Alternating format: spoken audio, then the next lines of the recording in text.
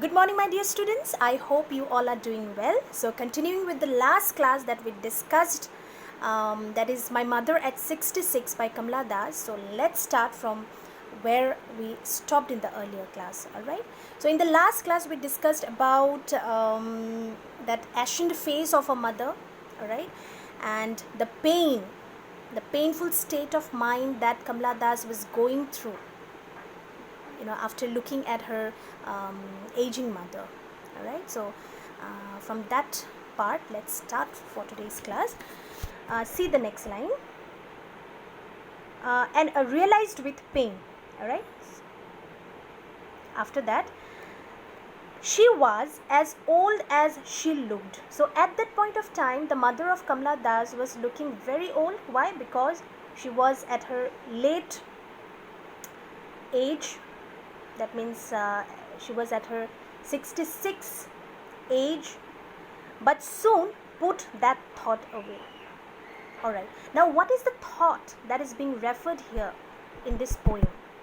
That is the thought of losing her mother, because Kamala Das was doubting over the fact that her mother would pass at any point of time, because she was as old as she looked.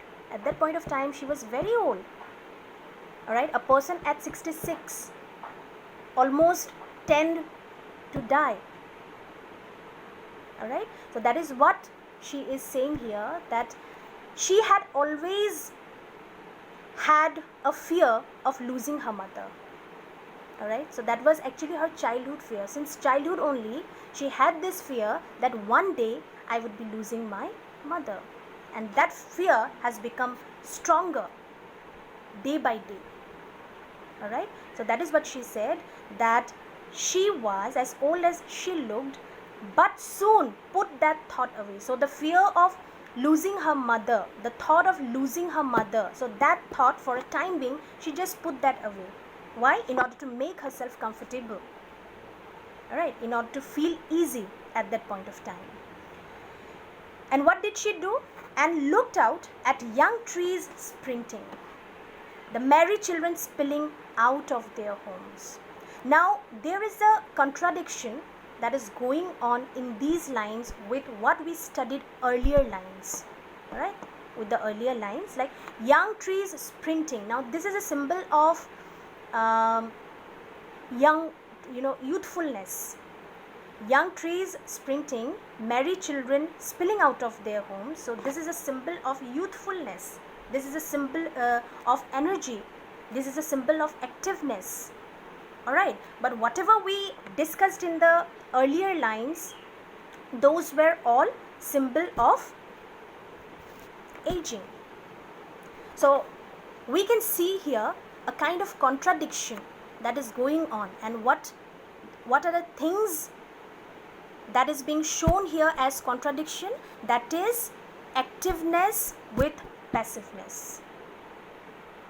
All right, activeness with passiveness. So passiveness we found out in the earlier lines, and now these two lines, young trees sprinting and merry children spilling out of their homes, so these two lines signify youthfulness.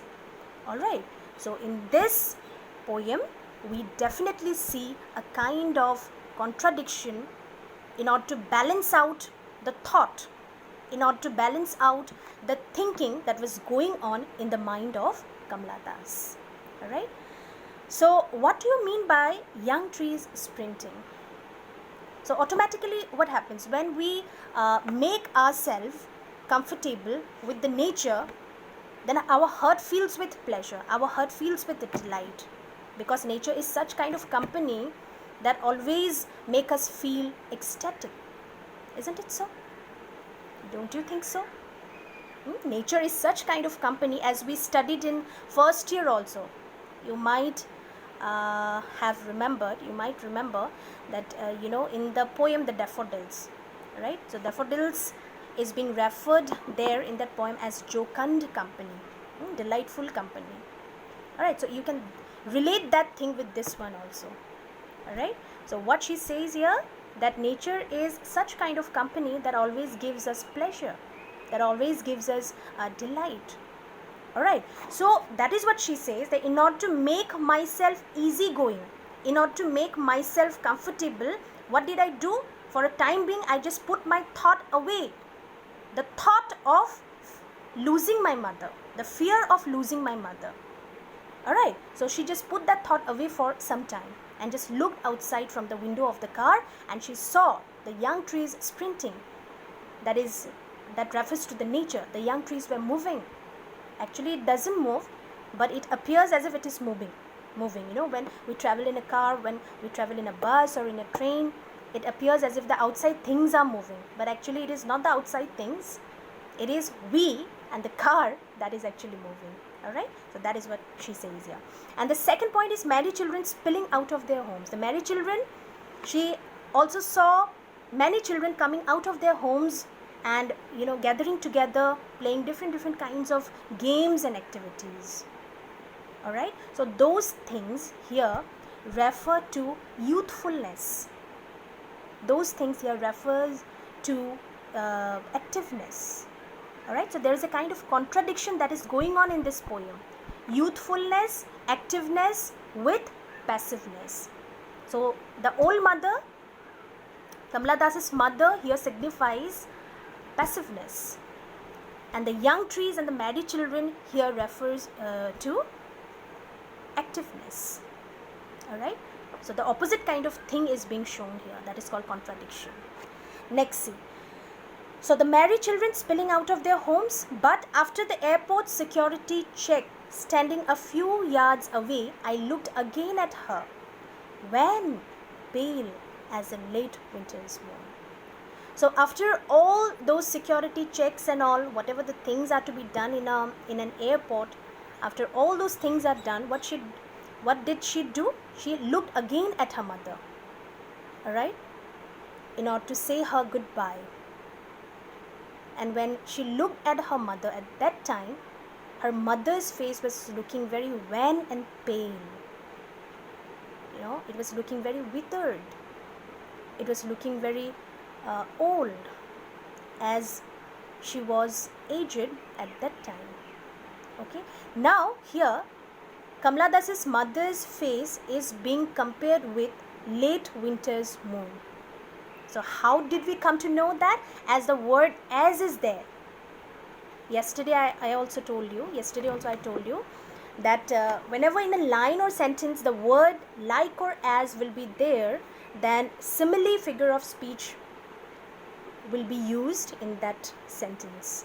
Alright, so the comparison is being made between Kamala Das's mother's face with that of the late winter's moon. Now let's try to understand this line. What do you mean by late winter's moon? Now winter season is basically symbolic of passiveness. Why and how come? Because during the winter time, how do we feel? Normally we feel very lethargic, we feel very lazy. There is no energy, that seem to left within us.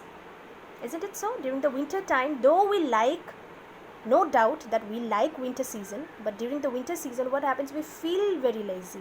We do not feel like doing anything, any work.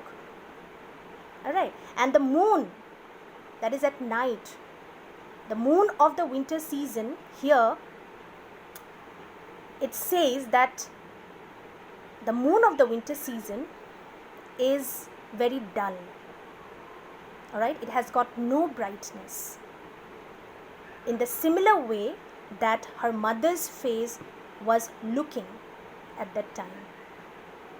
Alright, because her mother's face has also got no brightness. It hasn't any kind of brightness left in her face. Okay, so that is the comparison that is being made with the late winter's moon. This is very important line. Alright, question comes related to this line. And you have got one textual question also, that why was the mother being compared with the late winter's moon? Alright, so here at first you need to justify, you need to say about late winter's moon first. Then how the comparison is being drawn, that you have to write. Alright, because what happens that winter season is symbolic of dullness and passiveness. All right, one can see no brightness, or no brightness is to be seen during the winter season. A person feels very lethargic, a person feels very lazy. So in the similar way, Kamala Das's mother has also become very old. All right, her face has become very pale due to aging. So in that context, both these things are being compared because both the things look dull. Okay, so that is the comparison. I hope it's clear to you. So moving to the next line, please see. And felt that old familiar ache, my childhood's fear. So as I said already, that she had always been going through this childhood fear that one day she had to lose her mother, and that fear has become stronger day by day. All right, so familiar ache, that means what? She had been knowing this, that's why it has been familiar to you, familiar to her. All right, so that is the fear of losing her mother. That is a familiar ache.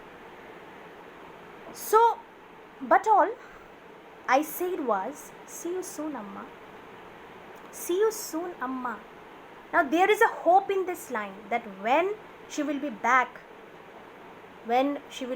after some years, after some days, she had this hope that again she would probably be able to see her mother again. All right, so that is why she says, see you soon, Amma. But she is not sure here. All right, she is not sure whether she will be able to meet or see her mother again or not. All right, but as we all know that hope पे ही इंसान क्या करते हैं, जिंदा रहते हैं, है कि नहीं? होप पे ही इंसान अपना ज़िंदगी जी रहे हैं. So with this hope only, she said this line to her mother, that see you soon, Amma. All I did was smile and smile and smile. So from outward appearance, she was smiling, no doubt. But from her inward part, from inner feeling, her inner feeling was not smiling. All right, in order to make her mother feel comfortable, in order to make herself comfortable from outside, all right, she was smiling, no doubt.